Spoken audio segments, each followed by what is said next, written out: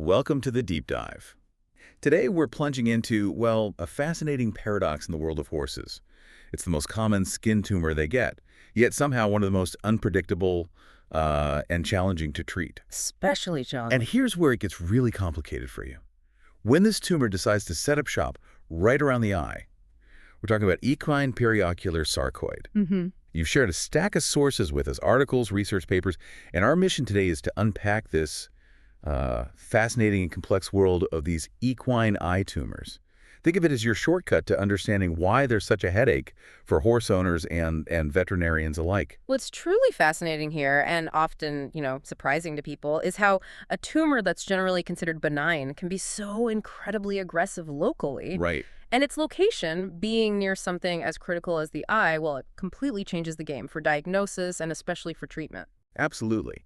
And we're going to explore some really surprising details, like why a simple biopsy isn't always the first step you'd think of, or even this crucial concept of potentially provoking a tumor, making it angrier. Yeah, angering, it is a good way to put it. So let's start at the beginning then.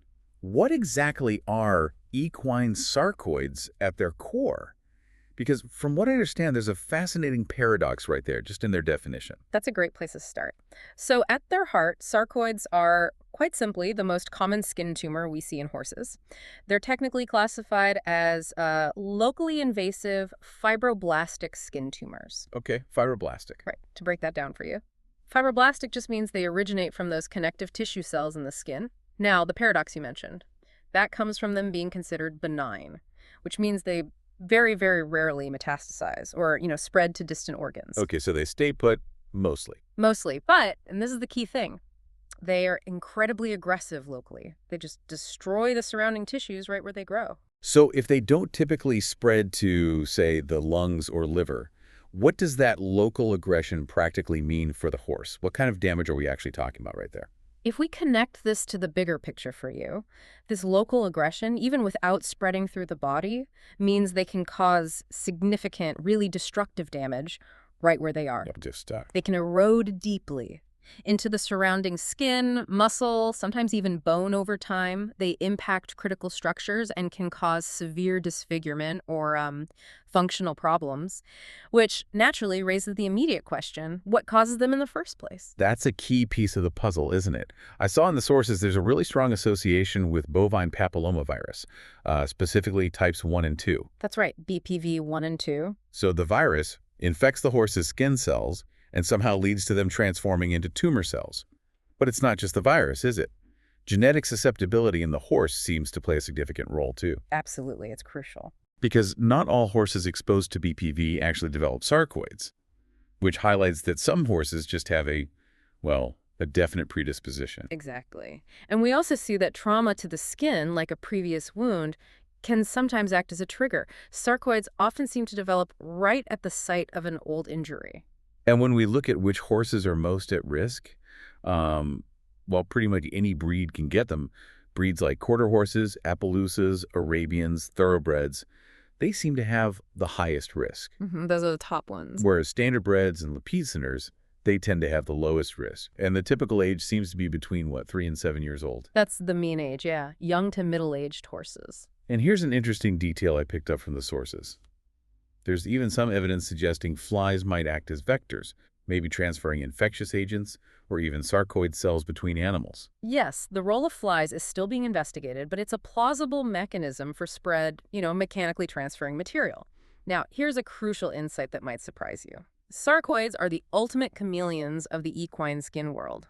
Chameleons? How so? Well, they don't just look different from each other. They actively mimic other conditions, often conditions that seem much less serious. Ah, okay. And this shape-shifting nature is precisely why they're so often misdiagnosed or maybe overlooked in their early stages when they're potentially most treatable. We categorize them into about 6 clinical forms, and you can see pretty much any of these around the eye, making it a real diagnostic challenge. That's fascinating. So what are these different disguises then? What should you be aware of? Well, first there's the occult type. This one's flat, often hairless, maybe a bit scaly, circular. It can easily be mistaken for something simple like ringworm or just a patch of rubbed skin. Okay, pretty subtle. Very subtle sometimes. Then the verrucous form is more warty, scabby, rough, sometimes described as cauliflower-like in texture. Right. Nodular sarcoids are firm lumps under the skin. They might stay contained, or they might eventually ulcerate through the skin surface. And the fibroblastic one sounds nasty. The fibroblastic type is often particularly aggressive, yes. It looks fleshy, it's often ulcerated, grows rapidly, and bleeds very easily. This is the one that often resembles what horse owners call proud flesh, that uncontrolled granulation tissue you see in wounds sometimes. Okay.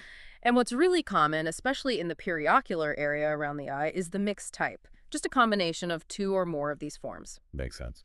And finally, there's the malevolent sarcoid. This is the most aggressive, spreading extensively under the skin, sometimes along tissue planes. Thankfully, it's less common right around the eye itself. So with that incredible variety and appearance, you can really start to appreciate why spotting these early, especially near something as vital and, well, delicate as the eye, becomes almost a detective-like challenge for owners. What makes them so specifically challenging in that eye area? Okay, here's where it gets really interesting for you, because the delicate anatomy right around the eye presents some severe limitations for treating these things. How so? Well, near the eye, achieving wide, clean surgical margins, which is, the gold standard for removing many tumors, it's often impossible. Right, there's just not enough spare tissue. Exactly. You can't remove large amounts of tissue without causing significant damage or even a cosmetic deformity. The tissue is just too limited and too vital. Plus, periocular sarcoids themselves are often particularly aggressive in their local invasion. They really dig in. Which means they're more likely to come back. Precisely. It makes recurrence a very, very common problem. And even small lesions, they can interfere with critical functions like eyelid movement or tear drainage that leads to epiphora, which is excessive tearing, or they can even impact vision itself. So given all that, what should owners actually be looking for? It sounds crucial for you, the listener, to be vigilant for any persistent or maybe changing skin lesion around your horse's eyes. Absolutely vigilant. And as we've said, their appearance is incredibly variable. It could be just simple hair loss or the scaly patch if it's an occult type, or maybe a wart-like growth if it's verrucous. It might appear as a distinct lump or nodule under the skin. Or, and this is more concerning, a fleshy, raw, bleeding, ulcerated mass if it's a fibroblastic type. And remember, mixed types are very common around the eye. And these lesions, they're most commonly found on the eyelids themselves, especially the lower one for some reason.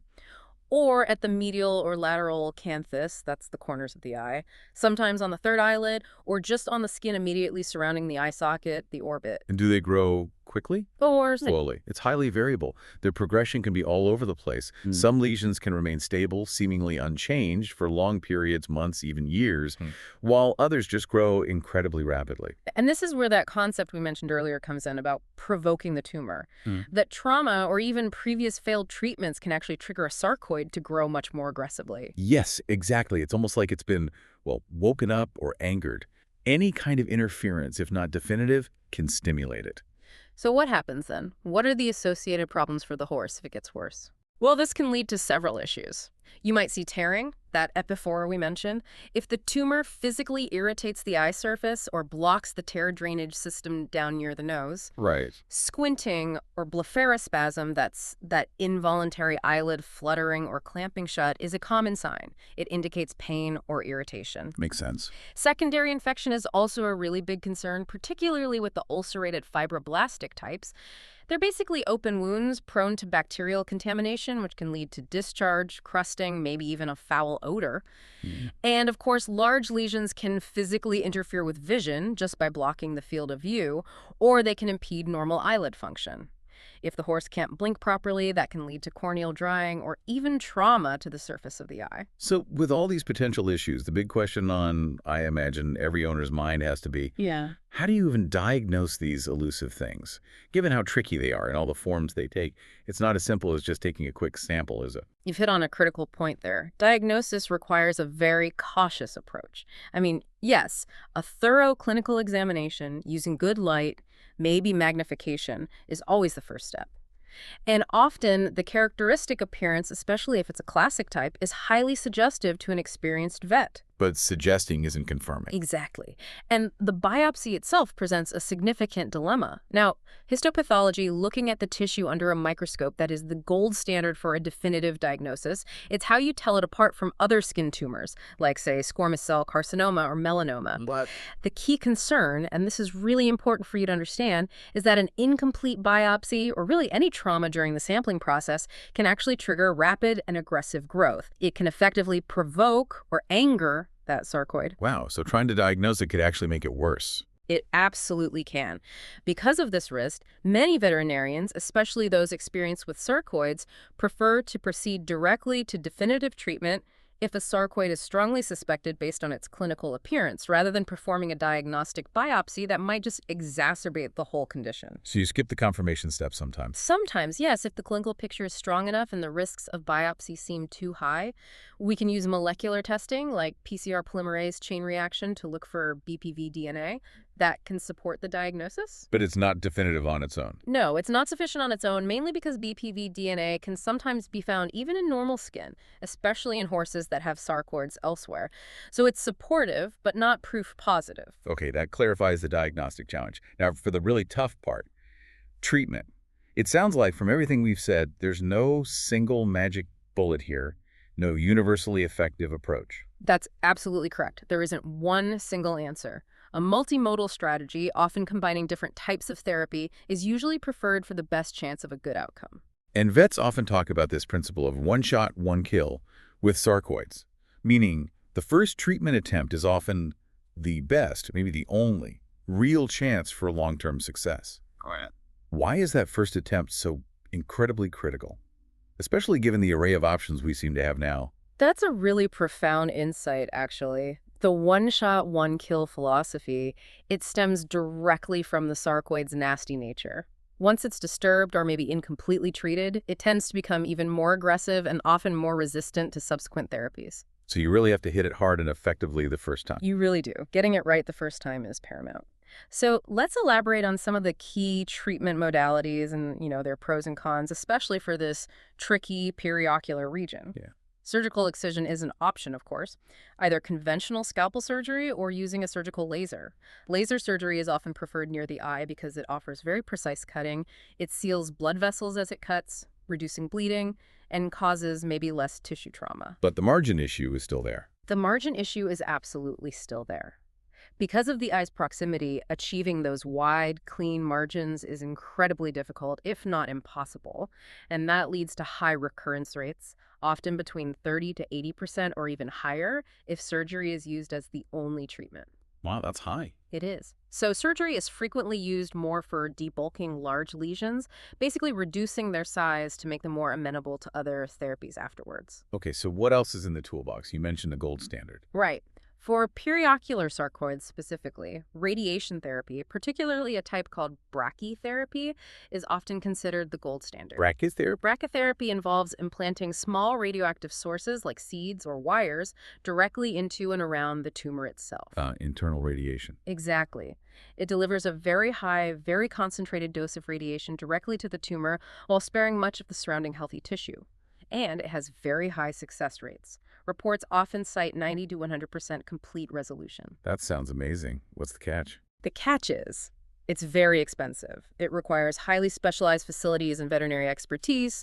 There are strict radiation safety protocols involved, and it often requires the horse to undergo multiple general anesthesias for the implantation and sometimes removal of the sources. So access and cost are major limitations. Okay, so radiation sounds incredibly effective, but definitely a big undertaking.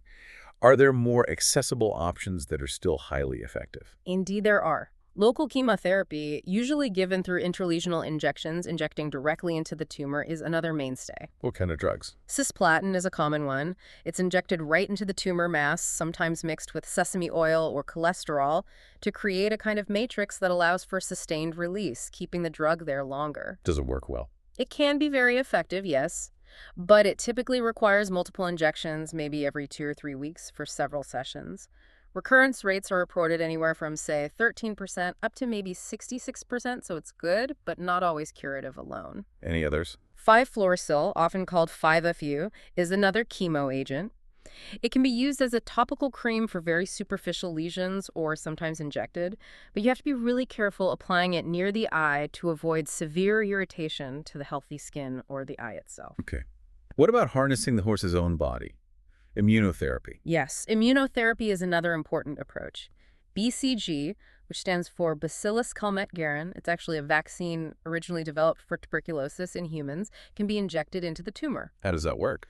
It basically stimulates the horse's own immune system to recognize and attack the sarcoid cells. It can have good success rates, sometimes up to 83% reported. Any downsides? It often causes significant local swelling and ulceration as the immune system attacks a tumor, which can look quite dramatic. And while rare, there's a small risk of systemic reactions, even potentially severe ones like anaphylaxis. And like cisplatin, it usually requires multiple injections. Is there a topical immunotherapy? Yes. Topical imiquimod cream, which is sold under the brand name Aldara, is an immune response modifier that's applied as a cream. It's often effective for the flatter types, occult, verrucous, and maybe small nodular sarcoids. How does it work? It also stimulates the local immune response. A major side effect, though, can be intense local inflammation, redness, swelling, crusting, which can be quite uncomfortable for the horse and requires careful management. It sounds like we're really using the horse's own body to fight the tumor, which is fascinating. What about older, perhaps more traditional methods, like freezing? Good question. Cryotherapy, which is freezing the tumor, usually with liquid nitrogen, is sometimes used. It's mostly considered for small, superficial, clearly defined sarcoids. But near the eye. Near the eye, it's much less commonly recommended. There's a significant risk of collateral damage to the delicate eyelid structures, the globe itself, or the tear apparatus. It also often leads to permanent depigmentation white hairs, and the recurrence rates are generally higher, maybe around 25 to 60%, so not usually a first choice for periocular lesions. Okay, so lots of options, but none are perfect on their own. Precisely. And finally, we shouldn't forget the crucial adjunctive therapies. These are things that support the primary treatment, Like what? like NSAIDs, nonsteroidal anti-inflammatory drugs for managing pain and inflammation, especially after procedures or with immunotherapy reactions. Antibiotics might be needed if there's a secondary bacterial infection in an ulcerated lesion. Diligent topical wound care is often essential. Yeah. Absolutely crucial is good fly control, especially during warmer months, to prevent flies from irritating the lesion or the surrounding eye area. As you can hear, it really is a complex situation. It emphasizes why that multimodal offensive combining different treatments tailored to the specific case is so often the key for the best possible outcome. Definitely not a one-size-fits-all approach. Not at all. So, with all these treatments and challenges, what's the long-term outlook? If a horse is diagnosed with a periocular sarcoid, what's the prognosis generally? That's the million-dollar question, isn't it? The prognosis for equine periocular sarcoids is generally considered guarded to fair. Guarded to fair. Why not better, given some of those high success rates you mentioned for things like radiation? Primarily because of those higher recurrence rates we talked about. It's driven by the difficulty of achieving complete tumor destruction or adequate margins in such a delicate, functionally critical area, combined with the sarcoid's inherently aggressive nature, especially once disturbed. So for our listeners, maybe horse owners tuning in, what factors really push the outcome towards the fair end of that spectrum? What gives the best chance? The best outcomes are consistently associated with aggressive initial treatment, getting it right the first time. And often that involves a combination of modalities. Like surgery, followed by something else. Exactly. Or perhaps chemotherapy combined with immunotherapy. As we discussed, radiation therapy, especially brachytherapy, and intralesional cisplatin are frequently considered the most effective options currently available for these particularly challenging periocular lesions when feasible. The profound insight here for you isn't just the number of treatments, but that strategic shift towards this multimodal offensive. It's rarely one single therapy winning the war. It's usually the strategic combination that gives us the best shot at long-term success. Okay. And conversely, what factors tend to worsen the prognosis? What makes it more guarded? Several things can make it tougher. A large tumor size or evidence of deep invasion when it's first presented is a negative factor. Also, any history of previous failed treatments or significant trauma to the sarcoid, that provoking factor, again, tends to make it much more aggressive and harder to treat successfully. And the type matters too, right? Yes, the clinical type matters. The fibroblastic or the rare malevolent types generally carry a worse prognosis than, say, a small occult or nodular type.